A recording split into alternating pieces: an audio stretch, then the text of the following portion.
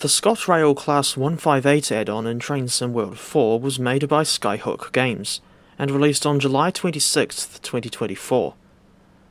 Because I play the PC version of TSW, I bought SHG's new add-on from Steam, where she costs a staggering 25 New Zealand dollars at full price. Make of that what you will. In any case, this is now the 5th ScotRail train we've got in TSW. The others are the Class 170 Turbostar, Class 314, Class 380 Desiro, and Class 385.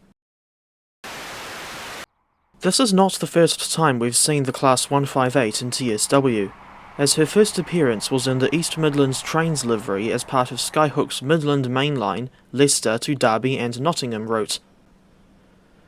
I think the MML is decent where the overall quality is concerned, but it took at least 3 major updates to get to that point, and it doesn't change the fact that the route is way too short, not to mention the lack of the Class 156 Sprinter and a Class 222 Meridian.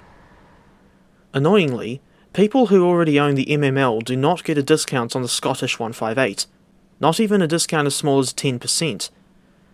And as an aside, I was having issues with MML and Fife Circle crashing during the production of this video, but TB76 Returns suggested that I verify the game files on Steam, and that appears to have done the trick. Based on this crashing issue, and what day of the week it was when I tried recording most of the 158 footage, one could say that it was just another manic Monday. The ScotRail 158 differs from her East Midlands counterpart in a few other areas besides the livery. The differences include the headlight clusters, interior colour palette, and the master key and reverser arrangement. The headstocks are different too, as the Scottish unit features a little snowplough. I kind of prefer the ScotRail Saltire livery over EMT, but the light clusters look better on the EMT unit. As for the sounds and driving experience on the Scottish 158, these are identical to her EMT counterpart.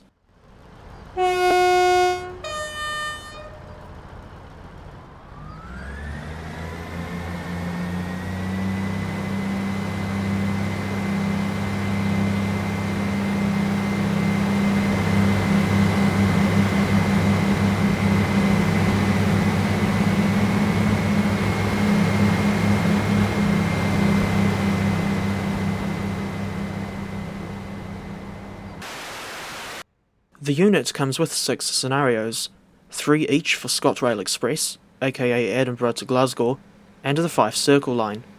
Both of those routes were made by Rivet Games.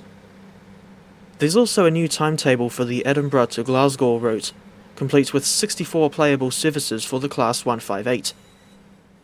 Curiously, at initial release, this thing has no timetable mode services for the Fife Circle route. I suspect that's because Rivet hasn't finished adding the leave-in extension yet, but that begs the question as to why Skyhook didn't hold off releasing the 158 until leave-in was ready.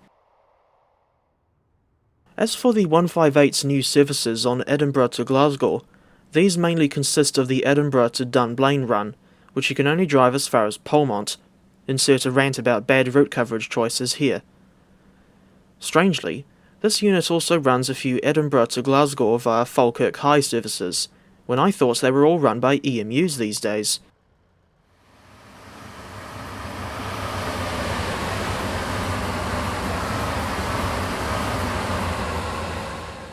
On the short Edinburgh to Polmont run, I thought the timetable was quite tight, and it can be difficult to stay on time due to this unit's poor acceleration, especially once you get past 60 miles per hour. I prefer driving the Class 385 electric multiple unit on this route instead of the Sprinter, as bored as I am of the abundance of one-handle units in TSW.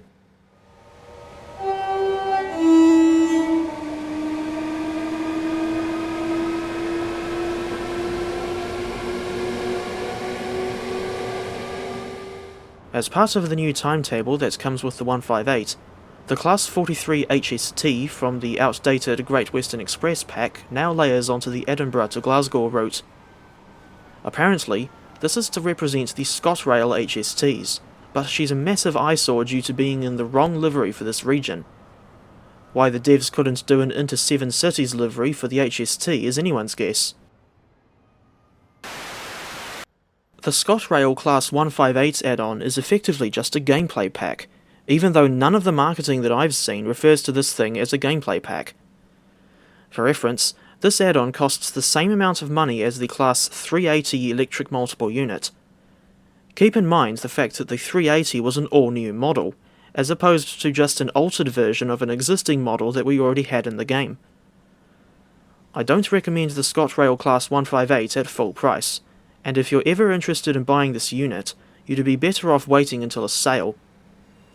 I think that, if this pack cost only 5 or 6 New Zealand dollars, as opposed to 25, I would see it in a different light.